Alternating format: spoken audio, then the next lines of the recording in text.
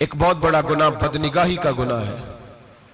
آپ کو پتہ ہے ہمارے ملک کے اندر بدکاری، زنا اور بے حیائی کی شرح کتنی بڑھتی جا رہی ہے، کس قدر بڑھتی جا رہی ہے. وہ لوگ جو نکاح کر لیتے ہیں وہ بھی اپنی نگاہوں کو، میں اکثر کہتا ہوں، حضور نے فرمایا نکاح آدھا ایمان ہے. جس نے نکاح کر لیا اس کا ایمان مکمل ہو گیا. تو جو نکاح کے بعد بھی باز نہ آیا، میں اس کو بے ایمان نہیں کہتا، لیکن نبی پاک نے فرمایا جو نکاح کر لے اس کا ایمان، بولیے ایمان محفوظ ہو گیا، اس کا ایمان، سارے بولیے ایمان. اور جو پھر بھی باز نہ آئے، حضور کہہ رہے ایمان مکمل ہو گیا. اور جو نہ باز آیا کیا فتویٰ دیا جائے حدیث کی روشنی میں؟ میرے نبی پاک کی بارگاہ میں عورتیں آئیں توبہ کرنے، بیعت کرنے، مسلمان ہونے. تو حضور بیعت لیتے وقت فرمانے لگے میرے ساتھ وعدہ کرو، جھوٹ نہیں بولو گی، غیبت نہیں کرو گی، زنا نہیں کرو. ایک عورت بول پڑی، کہنے لگی یا رسول اللہ صلی اللہ علیہ وسلم میں مسلمان تو نہیں پر خاندانی ہوں، میرے گھر والوں کے ذہن میں بھی کبھی زنا کا خیال نہیں آیا.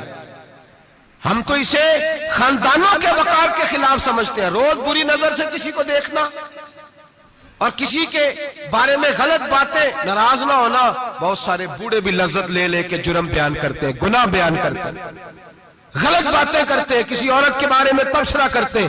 کیا سمجھتے ہیں مرد اور عورت معاذ اللہ تعالیٰ ایک کمرے میں جا کے بدکاری کرے تو وہی زنا ہے؟ میری طرف دیکھیے اور جھانک کر کے سنیے کیا عرض کر رہا ہوں، ادھر دیکھیں میری طرف.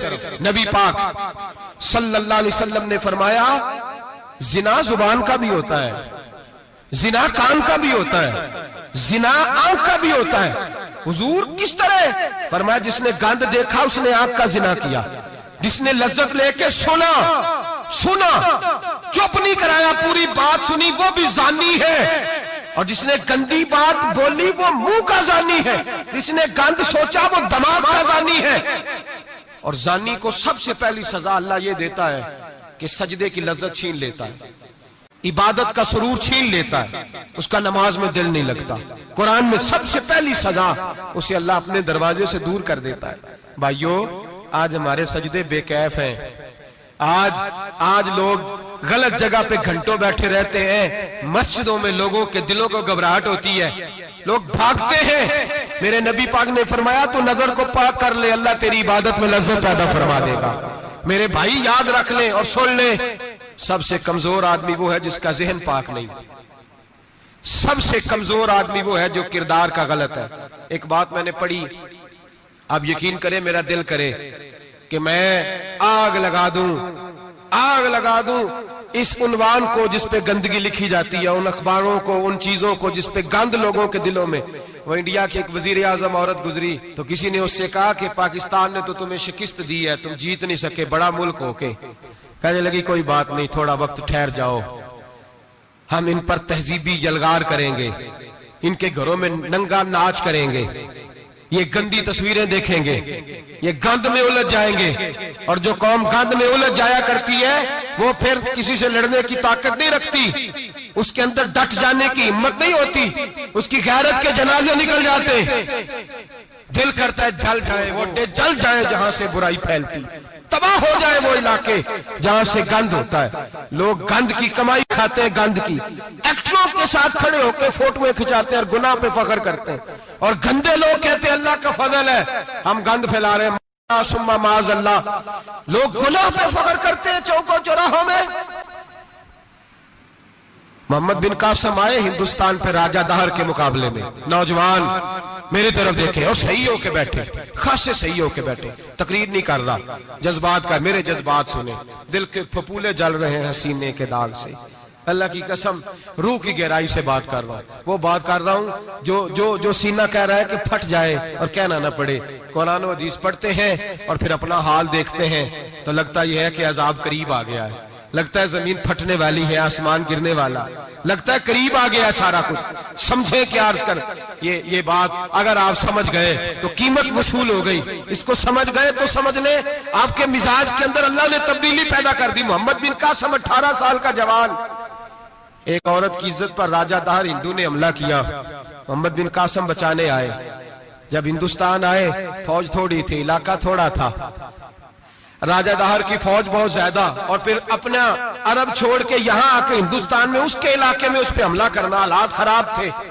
محمد بن قاسم پریشان ہے۔ ایک بزرگ نے دیکھا، کہنے لگے پریشان کیوں ہو؟ کہنے لگا سوچتا ہوں علاقہ بھی اس کا، فوج بھی اس کی، میرے فوجیوں کو تو رستوں کا بھی نہیں پتا، کیسے جنگ کریں گے، کدھر سے آئیں گے، اور پھر ہمیں زبان بھی نہیں آتی، کیسے کام ہوگا، ڈر رہا ہوں۔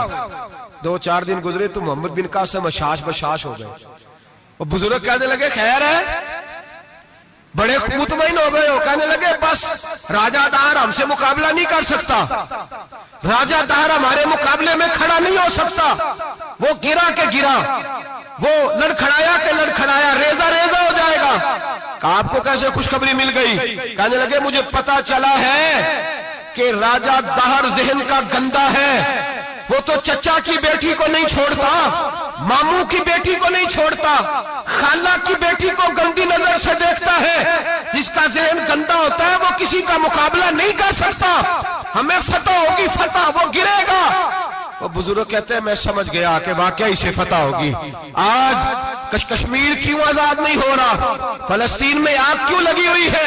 مسلمان جب تک ذہن کا گندا ہے کمزور ہے، جب تک ذہن کا ناپاک ہے کمزور ہے۔ حضرت سعد بن ابی وقاص رضی اللہ تعالیٰ عنہ فرمایا کرتے تھے اللہ مسلمان کی مدد اتنی دیر تک کرتا رہتا ہے جتنی دیر تک مسلمان کا ذہن صاف رہتا ہے، کردار پاک رہتا ہے۔ آگ اس لیے معاشرے میں لگی ہے۔ نوجوانوں تم کہتے ہو کامیابیاں نہیں ملتی، اسے کیسے کامیابی مل سکتی ہے جس کا ذہن ہی صاف نہیں؟ وہ کیسے دنیا کی بازی جیت سکتا ہے جس کی نگاہ ہی پاک نہیں؟ وہ کیسے آگے بڑھ سکتا ہے جس کے کردار میں پاکیزگی نہیں؟ اپنے آپ کو پاک کر لو، اللہ ہر مشکل میں تمہاری مدد فرمائے گا، ہر رستے میں تمہاری مدد فرمائے گا۔ اور میں نے کہا جب آدمی ناپاک ہوتا ہے تو رب کریم اس سے عبادت کی لذت چھین لیتا ہے، اور اللہ کی سب سے بڑی سزا یہ ہے کہ کسی کو سجدہ نہ لمبا کرنا دے۔ رب کریم سب سے زیادہ اس سے ناراض ہے جس کو قرآن پاک کے کھولنے کی توفیق نہ ہو۔ سب سے زیادہ رب کریم اس شخص سے ناراض ہے جو اللہ کی بارگاہ میں جھکنے کی لذت چھوڑ جائے۔ میرے نبی پاک سید عالم علیہ السلام کے صحابہ لمبی عبادتیں کرتے تھے، لمبی۔ کسی نے کہا تھا روم کے بادشاہ تھے کہ یہ مسلمان فاتح کیوں ہو جاتے ہیں؟ تو اس نے کہا میں نے مولا علی کے زمانے میں جاسوسی کرائی تھی، پتا کیا تھا کہ ہر میدان میں کامیاب کیوں ہوتے ہیں۔ تو کہتے میں نے دیکھا یہ دن کے مجاہد ہوتے ہیں پر رات کے عابد ہوتے ہیں۔ بڑے بڑے عالم فاضل ہویا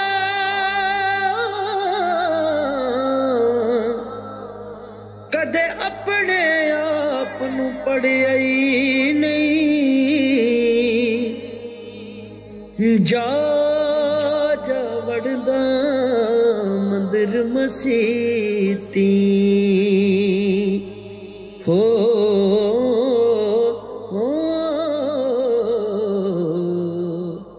کدے من اپنے وچ